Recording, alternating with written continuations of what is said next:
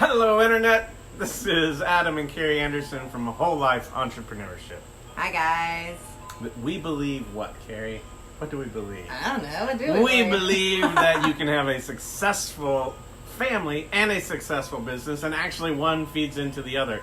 Where the better you're doing with your family, the better your business is doing, the better you're doing your business, and you bring that stuff back in your family the right way. Boom! So, awesome stuff. And yeah, this is our weekly Facebook Live. I'm glad you got it together today. Evidently, I don't have it together today. Sorry. Your hair looks great, though. I know. There is that. So you're put together while I am jacked up on coffee. Maybe I should have tried to do that. Mm-hmm. I should have done a little bit of that before we started this. So it's Sunday. We usually do this on Sunday. That's right. Primarily because sometimes that's the only time when we're actually in the house together. But the other reason is because that's usually the only day of the week that I actually get up and get dressed. My normal uniform for the week is workout clothes. Yes. With no makeup. Yeah. You're missing out. It's just You're missing out, community. that's usually how I roll. So Sunday is the day that we get up, and at least I get dressed. You look the same every day, no matter what. But we get dressed and go to church. So my hair's done. So you're welcome. That's the primary reason we do this on Sunday. The other reason, though, kind of a byproduct, is that we go to church and sometimes we have a little bit of inspiration, and we bring that back to whatever the topic is for the week. Well, this week we were talking about this concept of going from good to great.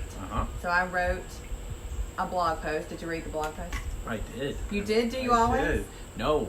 I don't. Nope. Okay. No, Okay, I that's don't. Okay. Sometimes I don't read the No. emails. It's all right. I'm still You spending. sent like 12 this morning. I know. So. You might want to read them. I'm spending money. Okay.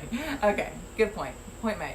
So, yeah, the post this week was about this concept of having a mediocre marriage. Yeah. How do you feel about that? Do you feel like there was a time when we were like mediocre at best? Geez, I feel there was a time where we prayed to be mediocre. Could we just get to mediocre? Because right now we're like, rawr. Yeah. Yeah, and sometimes when you're in a bad relationship, one of the things that is will throw you off your game is you can go from bad to mediocre, and you're like, we did it, we made it. We're no longer like suffering, right? And so sometimes you're confused that a marriage or a relationship where you're not suffering, you think that's good because I had been suffering, now I'm not, I must be good. We're here to tell you, nope, one more level up. You gotta go one more level up. I definitely think that no matter where you are, at what point in your life or your relationship, there's always room to improve. Do you feel like we're at the best we're ever going to be? I hope not. I hope not. I hope there's always room to work. Look, I guarantee you when these kids are gone and the dog is dead and the cats have been given away to your mom, there's going to be another level, ladies and gentlemen. Yeah. You can't wait for that cat to be gone. That cat loves me. I do not love that cat.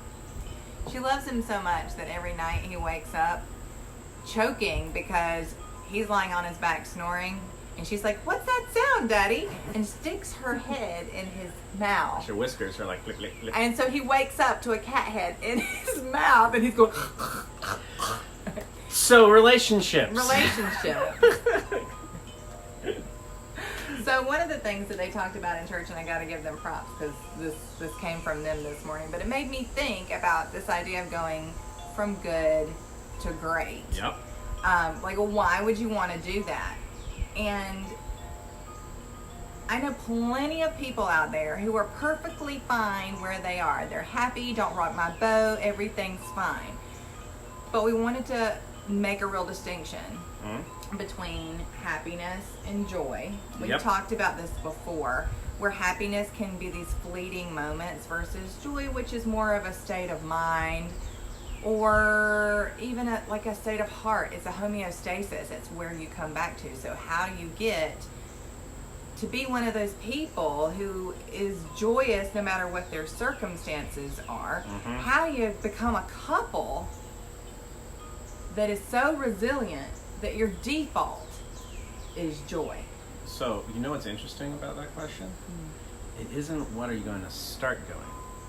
It's what are you going to stop doing. I like that. Yeah. So Yeah. we're not asking anybody to do something brand new. Like you're going to have to do these 17 things and you're going to have to do this. You probably have to go to the gym and Work you're not more. No donuts, all right? No, it's not the path to joy. No.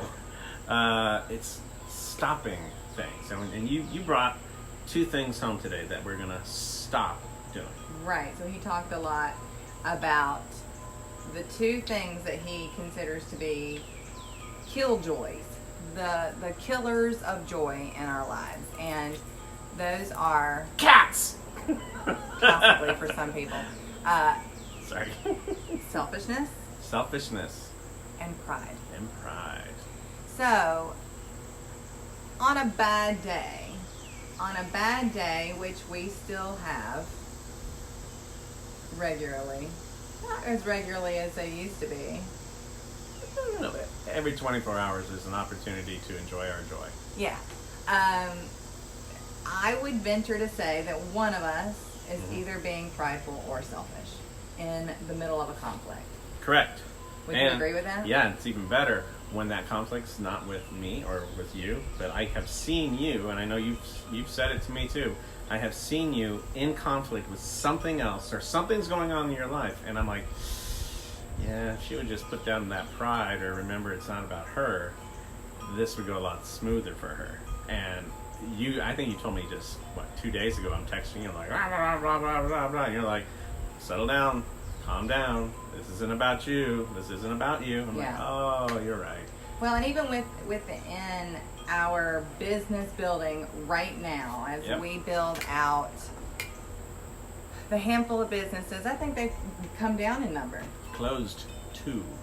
Yeah, so I think we're working on 3 businesses right now, as opposed to the 5 and 6 that it was like a month ago. So, it's easy. It's very easy as business owners, as we get overwhelmed or as we start experiencing like imposter syndrome, to feel like we're the ones failing. And oftentimes that's not necessarily the case. It's that we're focusing on the wrong measurable thing. Yeah. And it ain't about us. Like, Nope. if we go towards our life's missions expecting it to be about us, then our motives aren't pure. Right? Right, and take the whole life entrepreneurship community here. When I think about the comments that we get, or people reach out to me directly and say, that thing you said really helped us, da da da da, those moments just fill me with joy. Yeah. When I sit back and think, how am I going to create a sustainable monetization model so I can go to Kenya? Right? I got to get to Kenya because I want to go. And that's going to cost, and I want to bring all the family, and I need around $50,000 to $100,000, and what does that mean? Da, da, da. And then I get frustrated, right? When I'm selfish about wanting to do a thing, and therefore that is my driver for acceleration, versus selfless, where, man, I really get joy because these other people are Right. getting something out of this. Yeah. And then I'm not saying that you shouldn't monetize and you need to come, but your drivers, when you have your why, and when you act out of selflessness, and you have the right mindset, everything else literally does just fall into It does place. just fall into place. Because it's missional. Yeah. And I think that is what makes a big, big difference. So the remedies to selfishness and pridefulness, whether it be in your day-to-day life with whatever, with work, with finances, with your spouse, the remedies for those things are servitude and humbleness. Do you feel like you've had to execute any of those things within our relationship when you've had to change your perspective? Because I ask because one of the things that I started doing when Adam, and I think I've told you this, maybe I haven't ever told you this. One of the things that I started doing when I started deciding, you know what, I'm going to talk myself into liking my husband again. Sometimes I still have to do this, y'all. One of the things I started doing as we had grown so far apart and couldn't seem to pull ourselves back together, one of the things that I started making myself do every morning, whether I wanted to or not, was make him a cup of coffee. He didn't need me to make him a cup of coffee. He's got two fully functional hands. Sometimes they're fully functional. There's that one that doesn't work very well, but you get the idea. Just selflessly doing something for no reason, and nobody asked me to, and nobody gave me extra work to do. Nobody made me feel guilty because I wasn't doing it. It was something that I chose to do in servitude, and Yep. it made me feel a lot more connected to what we were trying to do here. So that kind of goes back into our conflict resolution stuff. What you were doing. It's conciliatory. That was a Conciliatory. conciliatory gesture. That's a gesture that is like a puppy bellying up or something like that, where you trigger in that other person, I just did something nice for you. Yeah. And that person, or I just did something vulnerable intentionally, and that person then is hardwired to come back. When you brought me that cup of coffee, I didn't like you either, but I liked coffee. And you brought it to me. And over time, you know, and that made me want to go, okay, she brought me this coffee. What can I do? You know, why don't I, instead of sitting on that back porch, you know, playing a video game or reading email in the morning, why don't I help get the kids ready to go to school? I've got my coffee in my hand. Let me go make these kids get out of bed and do the thing, right? Yeah. One of the things that we talk about in our training course about conciliatory gestures, it's very easy to think of that belly up thing as submissive. Or weak. As being submissive or weak, that Yep. it's showing weakness, when really it's not. What it is showing instead of weakness is willingness. And that speaks volumes to whomever you're really trying to get through to, including yourself, when you're trying to get to a place of joy that you carry everywhere you go. Yep. When you turn into the kind of person that people are like, dude, she is extra. She is spreading joy and hope everywhere she goes. It's annoying. And, you know, if I had to say, I'd love to be that kind of person. You are that kind of person. Annoying or not. You are, well, I mean, rarely do you reach annoying. You're just somebody who shows up, and when you show up into a room, you don't walk in and say, hey, I'm here. What you do is you show up into a room and you focus on people and you bring joy into that life right there. But it isn't based off of how awesome you are, which indeed you are awesome. It's how awesome you are at plugging into other people and understanding and having that empathy. So I feel like, yeah, you're absolutely a shining, joyful light. Well, thank you. I even tell my kids, when they go to other people's houses, hey, you want every single adult to like you? Here's what you do. Whatever they are doing, you say, can I help you with that? Whether it's cleaning up dinner, Yes. whether it's cooking dinner, Yes. whether it's... And they'll say no. They'll always, actually, they'll stare at you and be like, What child is this? what did they give this child? Can I buy it to give to my children? The only thing you do, and I've told this to several couples that we've worked with in the past, is if you both just looked at each other one time a day, just one time a day, One and time. said to each other, how can I help? Not how can I fix it? Not how can I change your circumstances? Just how can I help? Yep. I'm here for you. It can totally change the scape of whatever is happening in your world, no matter what the circumstances may be.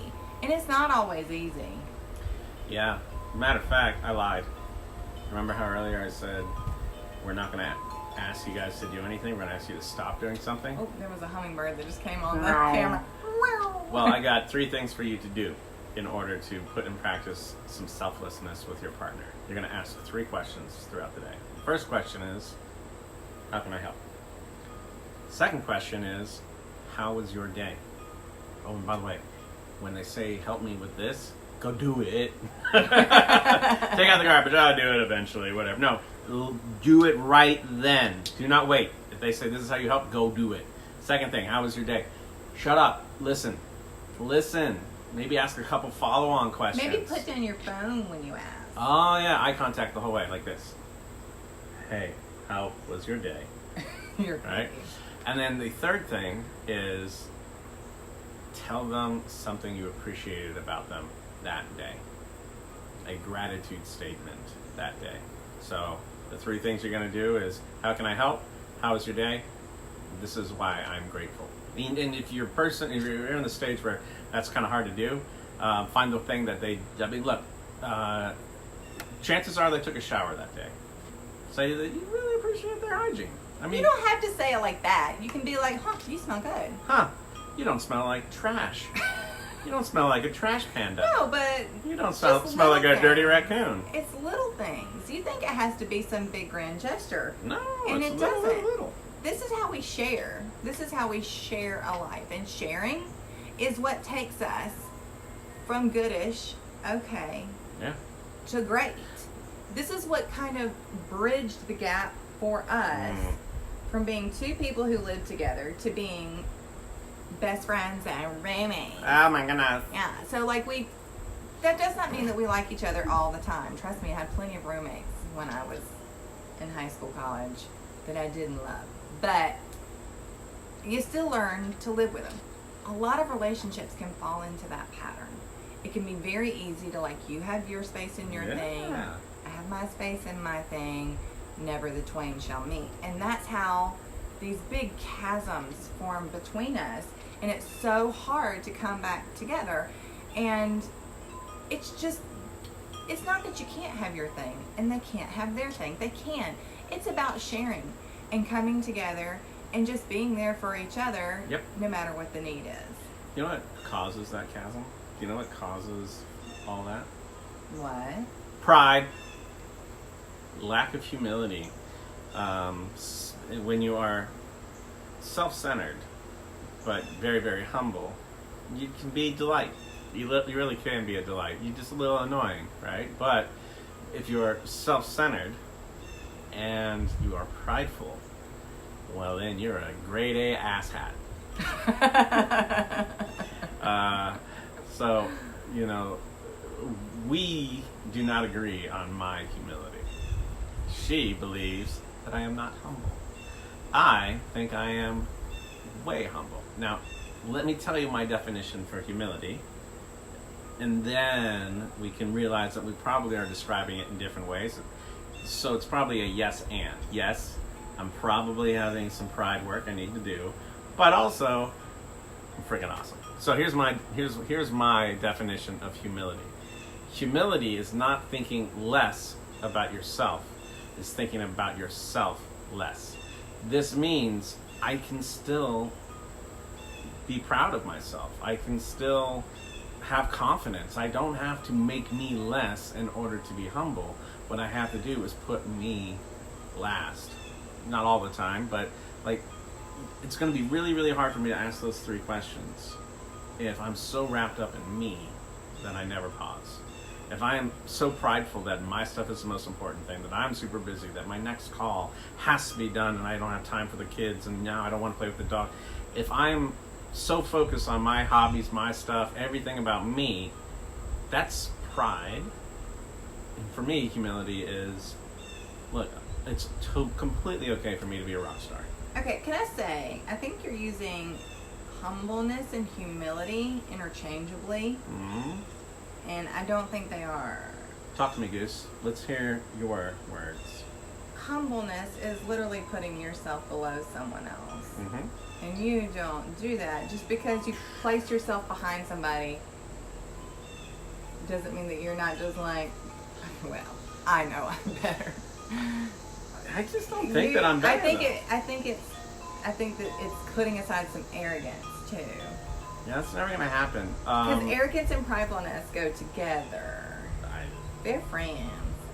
think you have to put in both This is going to be where we agree to disagree. Agree to just think she's wrong. Hey, you know what? Help us out. We're in the middle of this. Yeah, absolutely.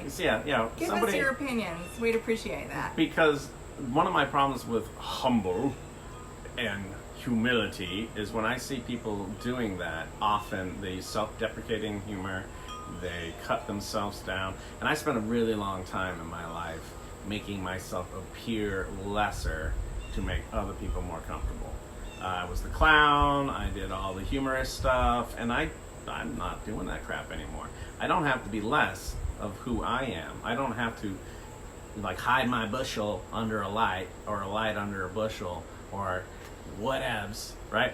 I can blaze as bright and awesome as I possibly can, but that doesn't mean I have to be prideful about it. I can get excited about how other people are burning bright too.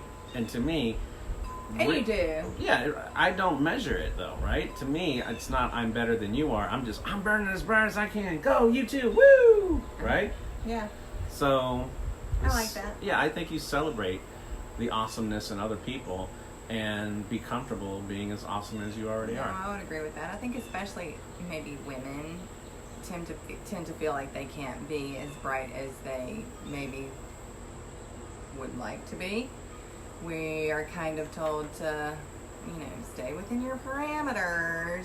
And raising a daughter has been hard because as much as I want her to be her full, open, wild, wonderful self, I find myself saying, hey, be careful, be careful, be careful. And I don't know how much of that is damaging or not.